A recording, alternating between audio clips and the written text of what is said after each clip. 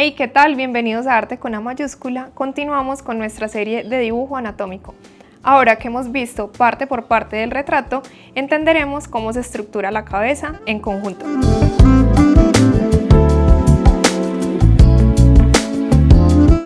Aquí en este ejemplo voy a explicar brevemente cómo funciona el tema de los cánones, que aunque pueden ser un punto de partida, es muy importante saber distinguir en qué momento es pertinente utilizarlos, más que todo para reflexionar o cuestionarse si el dibujo está siendo coherente. Entonces este canon inicia o dice que los retratos parten de un círculo. En este caso lo estoy haciendo aquí muy claro para luego marcarlo y lo puedan ver mejor. Trazamos el círculo. Después lo que vamos a hacer con el canon es hacer una guía a modo de plano cartesiano, vertical y horizontal, que nos marque todo el centro, inicialmente el centro de la circunferencia, para ir encontrando coincidencias en el retrato. Puede que me salga un poco torcido porque lo estoy haciendo a pulso, pero es simplemente para tener un esquema general de este canon. Luego esta mitad de la circunferencia. Al trazar esta guía de la mitad de la circunferencia, encontramos que esta línea de horizonte coincide con el punto más prominente de las cejas. Ahora, sobre toda la línea vertical, vamos a desplazar esta misma medida. Si la desplazamos hacia abajo, encontramos la medida del mentón. Trazamos entonces una línea horizontal para tenerla como referencia. Y esta misma medida debe coincidir con el nacimiento del cabello. Vamos a corroborar. Esto no siempre coincide en todos los retratos, porque todos los retratos tienen necesidades diferentes, tienen una genética diferente, pero esto nos puede ayudar a tener como una idea un poquito más general de dónde ubicar cada parte del retrato. Aquí tenemos el nacimiento del pelo. Aquí podemos ver que ya tenemos diferentes cuadrantes del retrato, 3 cuadrantes, los voy a poner aquí, y cada uno de estos cuadrantes, si se divide en tercios, podemos encontrar otras coincidencias. Podemos encontrar dónde ubicar la boca, dónde ubicar los ojos, hacer puntos de referencia, por ejemplo, entre las orejas o el borde de las orejas donde termina el retrato, en este caso que es de frente. Aquí esta parte inicial. Ahora con otro color voy a trazar las líneas verticales. Un punto de referencia muy importante en los retratos es la medida del ojo. Dicen los cánones que entre ojo y ojo, es decir, en esta parte, debe caber otro ojo. Y con esta misma medida desplazada en todo el horizonte, vamos a obtener la medida total del retrato hasta el borde de las orejas. Vamos a corroborar que esto sí sea así. Aquí sí lo tenemos. Y con esto trazamos las líneas verticales que forman otros cuadrantes también. Aquí podemos ver otras coincidencias como entre el lagrimal y la aleta de la nariz.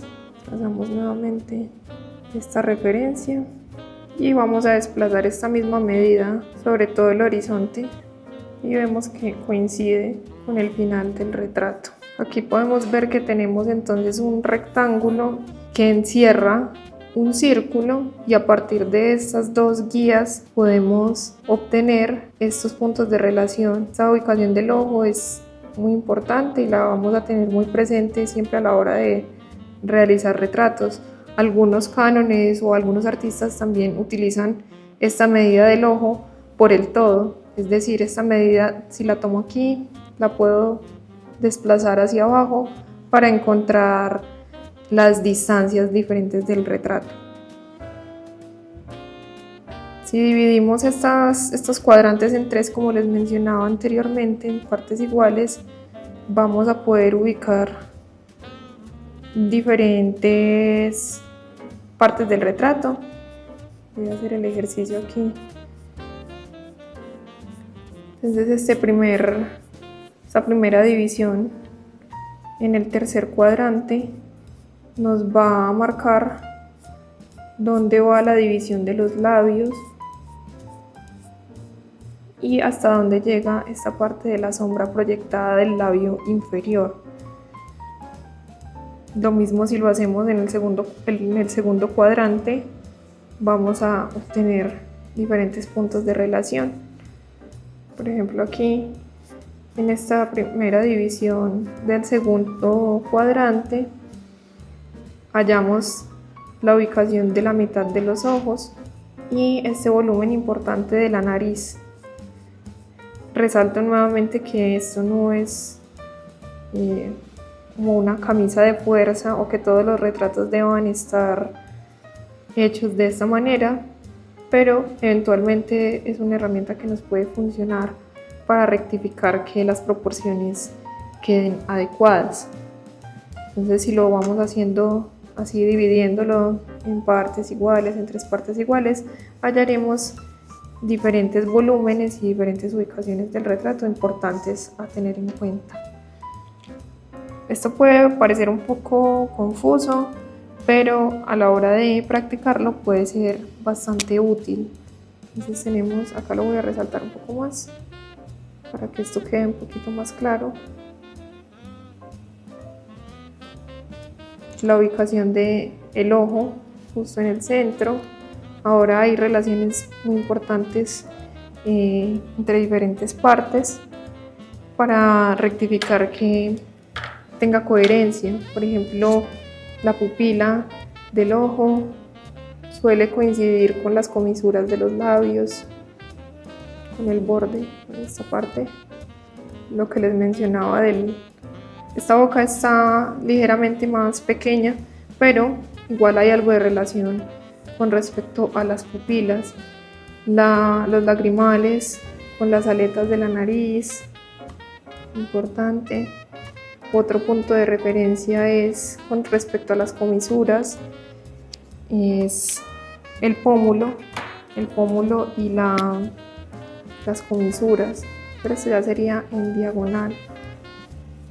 Entonces podemos ver que hay demasiada geometría en el retrato, y esto combinándolo con los videos anteriores en donde explicábamos cada parte del retrato, por ejemplo, cómo estructurar la nariz, cómo estructurar el ojo y los labios, vamos a poder plantear mucho mejor la proporción del retrato. Estas relaciones importantes, aquí voy a marcar otras piezas importantes que vamos a ver más adelante en la elaboración del retrato.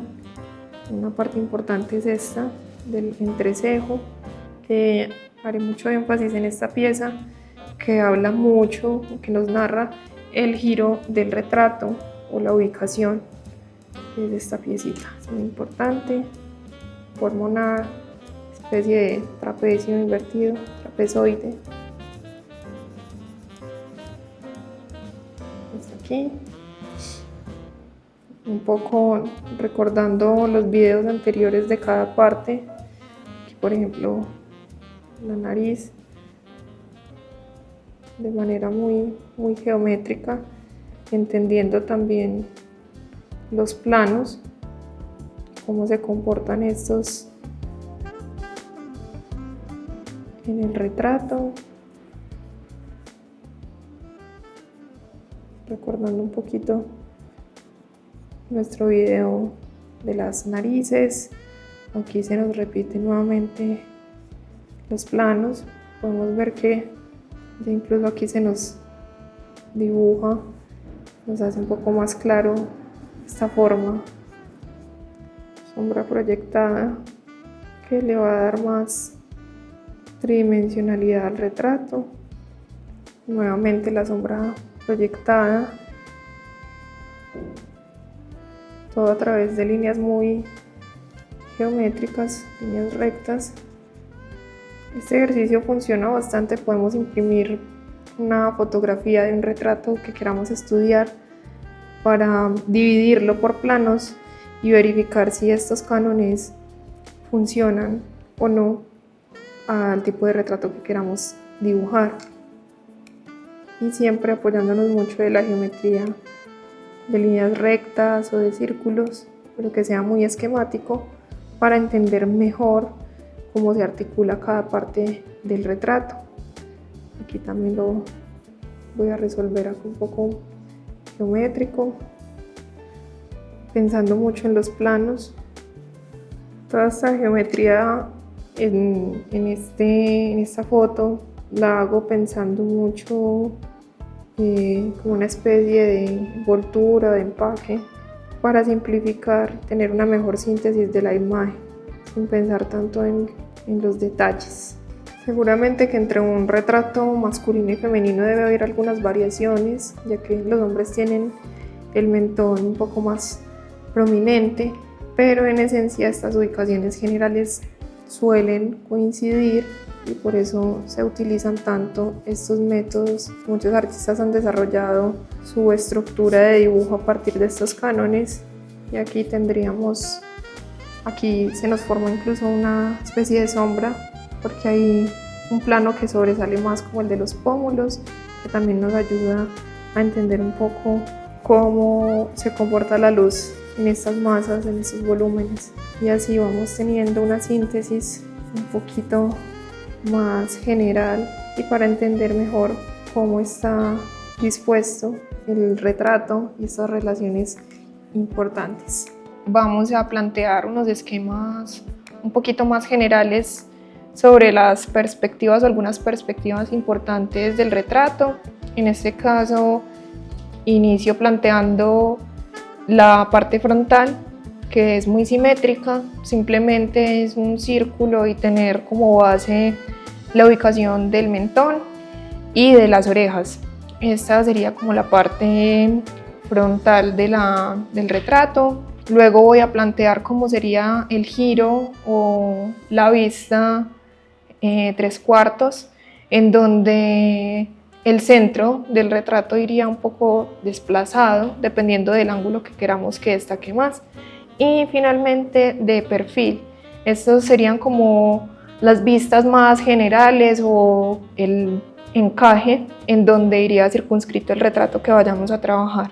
Es decir, esto lo podemos hacer a través de geometría básica, rectángulos, cubos, esferas, círculos, simplemente para tener como una idea de cómo se va a desarrollar la perspectiva o el punto de vista del retrato.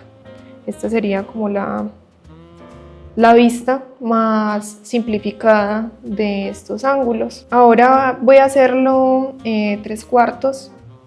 Nuevamente les muestro un poco cómo es ese esquema del giro del retrato, donde desplazo el eje para que se exponga más las 3/4 partes del rostro, por eso se llama 3/4, y donde voy a esbozar un poco donde se ubica los ojos, el borde de la nariz, un poco donde va la boca, y ahora ya procedo a hacerlo un poco más grande para que lo puedan ver mejor. En este caso parto nuevamente del círculo. Honestamente a mí me gusta más trabajar la observación en lugar de basarme tanto en los cánones. Sin embargo, me parece que es un buen punto de partida, es importante conocerlos, pero esto combinado con la observación va a ser mucho más eficaz porque todos los retratos no se comportan de la misma manera y las medidas o esto tan milimétrico pues realmente en la vida real no se utiliza tanto, o esto hasta un punto se puede agotar porque cada persona es única y tiene rasgos únicos. Dicho esto, igual voy a continuar con el planteamiento geométrico, como habíamos visto en los anteriores videos. Aquí podemos hacer estas geometrías como la ubicación de la nariz, un poco dónde van los ojos, la boca, la relación que hay, por ejemplo, entre el pómulo y la comisura, cómo se vería un poco la perspectiva de la oreja y un poco cómo se vería la sombra o esos bloques, esas áreas grandes del retrato. Aquí no estoy pensando en detalles ni en el parecido, simplemente en tratar de entender un poco el sentido que hay en estos cánones, que si bien se siguen utilizando es porque de alguna manera funcionan. Siento que pueden funcionar como mucho mejor para otro tipo de prácticas como la ilustración. Aquí voy a hacer una ampliación del entrecejo. Esta parte es clave en el comportamiento del retrato porque nos narra un poco sobre el giro que hay o la perspectiva que estemos trabajando. Es decir, dependiendo de qué tan expuesta esté, de qué tanta área se vea de este trapecio, en este caso es invertido, vamos a poder descifrar o le va a poder dar más sentido al retrato si está a 3/4 o si es de frente, porque de frente ya sería un poco más simétrico. Y lo mismo si está de perfil, se vería un poco menos. Ahora en esta parte voy a combinar un poco el anterior método o este canon con el método Riley, que también se basa en cuadrantes, pero aquí se utilizan un poco más de curvas. Se utiliza, por ejemplo, las elipses y algunos cortes que indican cómo se puede comportar la luz en el retrato. Igual se parte del círculo o la esfera, la cruz o el eje que nos indica el giro del retrato, si está de perfil o 3/4 o de frente, y a partir de ahí los cuadrantes del retrato en donde todos van conectados entre sí de alguna manera. Como se maneja más unas partes curvas, puede tener como más dinamismo la figura. Nuevamente ubicamos el entrecejo para destacar esta parte importante. Y aquí vemos que estamos trabajando 3/4 y ese entrecejo nos denota mucho mejor la perspectiva, un poco la ubicación de las cuencas de los ojos. Parto nuevamente para hacer la ubicación de la boca o del mentón a partir de una elipse, que va a dar también un poquito la sensación de movimiento y de cómo se comportan las curvas en esa parte del retrato. Todo es muy insinuado, pero podemos ver que coincide con muchas cosas del método anterior, que es igual por cuadrantes. Aquí vemos que los cuadrantes también son bastante funcionales para hallar algunas coincidencias, y como las curvas se van juntando con otros puntos clave, en este caso esta curva del lagrimal o desde el ojo hasta casi el mentón, que nos va a generar también un volumen muy interesante, el pómulo con las comisuras. Aquí se utilizan muchas curvas y da mucha sensación de movimiento, se siente como un poquito más real. Siento que también parece una estructura de los músculos un poquito más estructurada. Este método me llamó un poquito más la atención. Siento que también dialoga muy bien con lo que habíamos mencionado anteriormente. Y nuevamente las líneas rectas y los triángulos son muy evidentes en este método para descifrar mejor el retrato. Aquí simplemente estoy marcando un poco los planos y cómo se comportaría la luz, no estoy pensando en detalles, pero funciona bastante bien para entender esta estructura. Ahora de frente, nuevamente me voy a basar como en la imagen que les mostraba al principio, a partir de la esfera o del círculo. En este caso es un poco más sencillo porque es simétrico, así que todo va muy alineado, muy centrado, y me voy desplazando para encontrar un poco la medida del borde del mentón. Nuevamente el entrecejo está ahí muy presente para tenerlo en cuenta en esta perspectiva, y nuevamente con líneas rectas, pensando mucho en cómo encajar o en hacer una especie de envoltura en donde iría, por ejemplo, la nariz, en donde iría la boca, sin pensar en muchos detalles, sino simplemente en esa estructura general que lo abarcaría. Puedo tener en cuenta también todas esas relaciones que les mencionaba anteriormente, hacer curvas para poder ubicar mejor los labios, estas comisuras, cómo dialogan, por ejemplo, con las pupilas, con los pómulos. Todo está muy conectado.